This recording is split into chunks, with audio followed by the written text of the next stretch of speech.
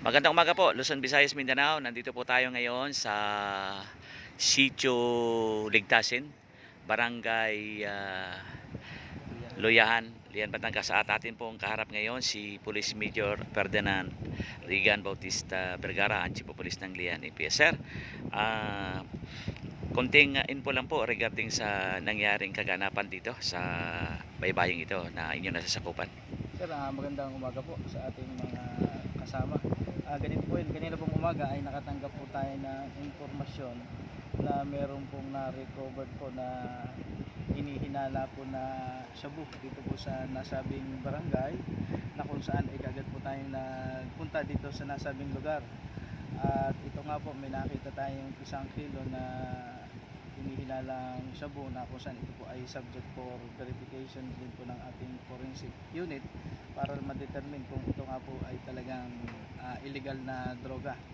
Ito po ay sa tulong ng ating kabarangay na kung saan ay siya po ang nakakita dito po sa lugar po na ito. Dito mismo, sir.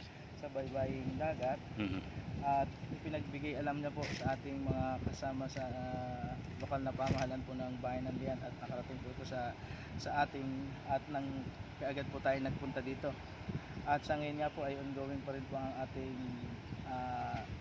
verification kung meron pang mga natitira o mga ilan pang mga kasama ito na posible din na napadpad dito po sa ating baybayin ng dagat dito po sa Lian, Batangas. Opo. Sige, sir, maraming salamat po. Ito pong napulot dito, sir. Ano po sa palagay ninyo ito? Meron kaya kayong makuhang idea kung saan ito nagbuhat, at meron pa kaya mga kasamahan ito?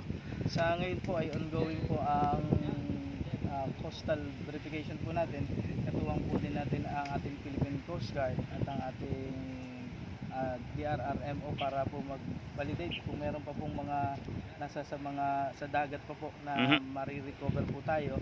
At ang ating po naman mga barangay ay inalert po natin, at ang ating mga kapulisan ay nagkatuwang po na naghahanap pa kung meron pa itong mga kasama, at nang ma-recover po natin at hindi po ito mapapunta sa ibang tao.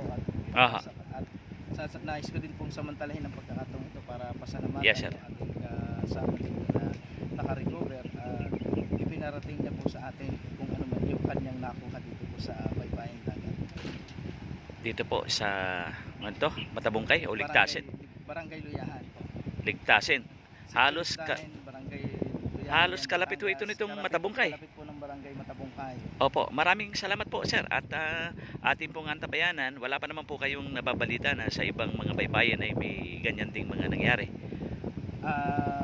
Dito po sa amin, sa 6 na barangay ay kaagad po tayo nagpakalat po ng mga personnel po natin para matingnan at ma-check po natin yung ating mga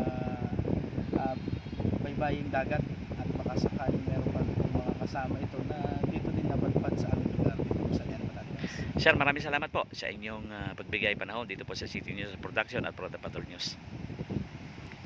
God bless po. Yan po si Police Major Ferdinand Rigan Bautista Vergara, ang Chief of Police ng Lian MPS. Salamat po, sir, sa inyo pong pagbibigay ng info regarding dito sa mga pangyayari. Maraming salamat po. God bless po. Morris Proda po ang inyong pag-uulat dito sa City News Production at Proda Patrol News. God bless po. Thank you.